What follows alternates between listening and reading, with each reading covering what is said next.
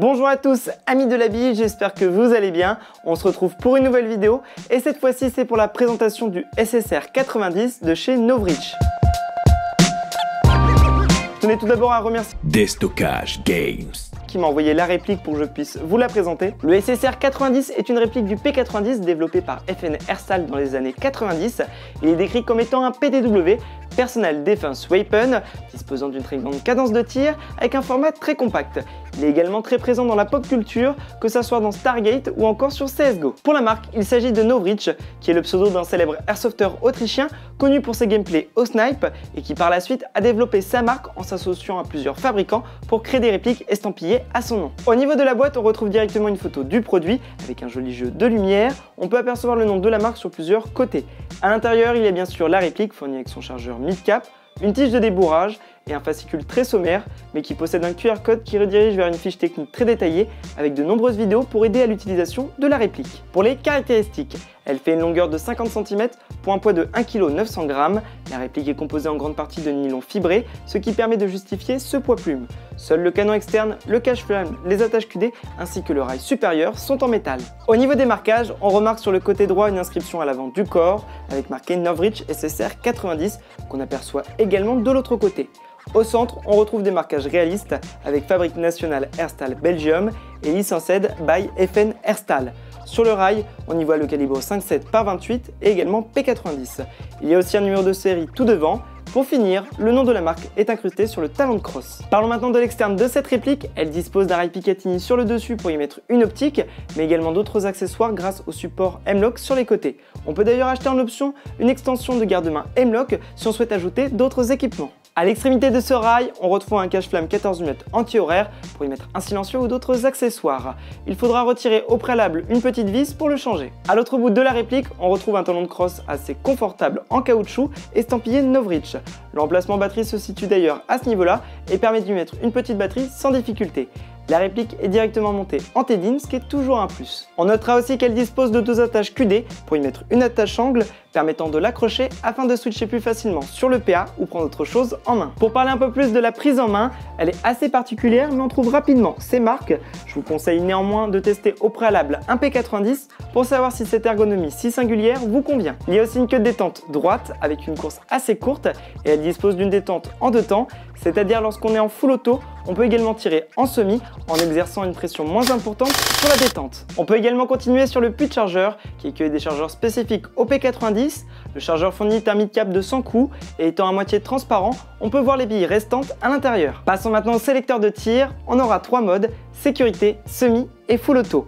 À mon goût, les crans ne sont pas assez marqués et il faudra faire attention lorsqu'on switch de la sécurité au semi à ne pas directement passer en full auto.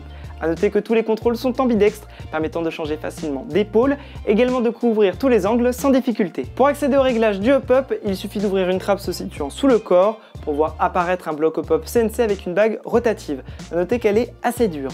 Si vous souhaitez ajouter de l'effet up-up, il faudra tirer l'écran vers la droite, et si vous souhaitez réduire l'effet, il faudra les pousser vers la gauche. La bague écrantée permettant un réglage plus précis et d'avoir moins de chances qu'elle se desserre. Le up-up a été spécifiquement conçu pour cette réplique en collaboration avec Maple Leaf avec un appui plat de 60 degrés qui permet d'avoir un joint uniforme, c'est-à-dire que si le joint est fatigué à un endroit, on peut le tourner un peu vers la gauche ou la droite pour récupérer une efficacité maximum. Il est aussi accompagné d'un canon de 265 mm de longueur pour un diamètre 6,03. On peut d'ailleurs facilement y accéder. Pour cela, il suffit de retirer le chargeur pour voir apparaître un bouton poussoir qui sert à désinsérer l'avant de la réplique et qui permet de libérer le bloc et le canon en effectuant une rotation. La réplique possède un changement de ressort rapide permettant de faire varier la puissance de cette dernière afin d'accéder à tous les terrains sans difficulté. On retrouve à l'intérieur un MOSFET programmable propriétaire. Il suffit de se mettre en semi et de rester appuyé jusqu'à temps d'entendre deux bips sonores longs pour accéder aux différents modes. Il y a d'ailleurs un schéma sur le site de Novritsch qui référence toutes les fonctionnalités disponibles entre le binary, le burst ou encore le réglage du pré-cooking. Il permet également de prévenir de certaines erreurs grâce au bip sonore. Elle est également équipée d'engrenages ultra speed avec un ratio 12:1 et d'un moteur high torque 24 000 tours.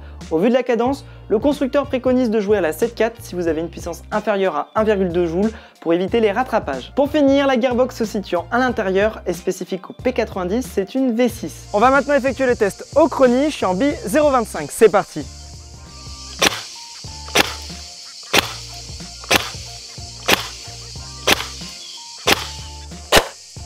Le testochronie est maintenant terminé, elle est vraiment très régulière, elle est juste au-dessus d'1 joule, donc il y aura peut-être besoin de changer le ressort pour aller en CQB, mais aucun souci à ce niveau-là grâce au changement de ressort rapide. On se retrouve maintenant pour le test de tir, je suis à une distance d'à peu près 25 mètres en bille 0,25 et il y a à peu près 10 km/h devant. C'est parti!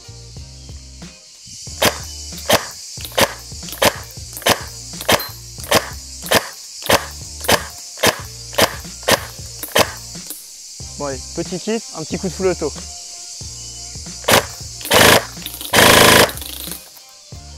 Franchement, un vrai régal en full auto.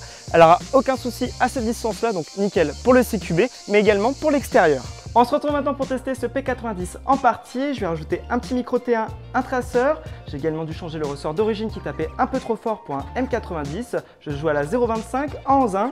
J'ai pris des chargeurs supplémentaires King Arms et Syma pour tester leur compatibilité. Allez, c'est parti. Allez, go.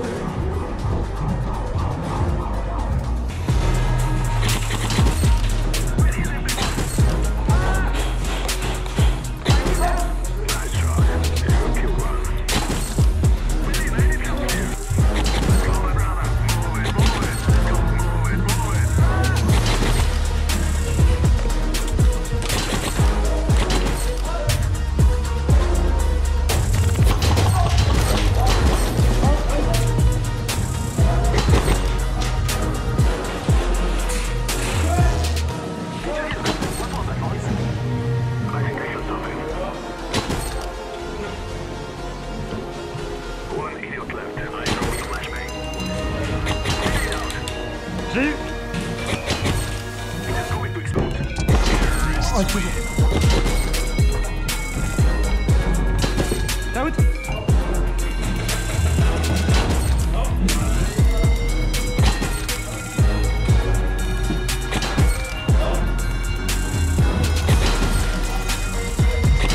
Bien joué.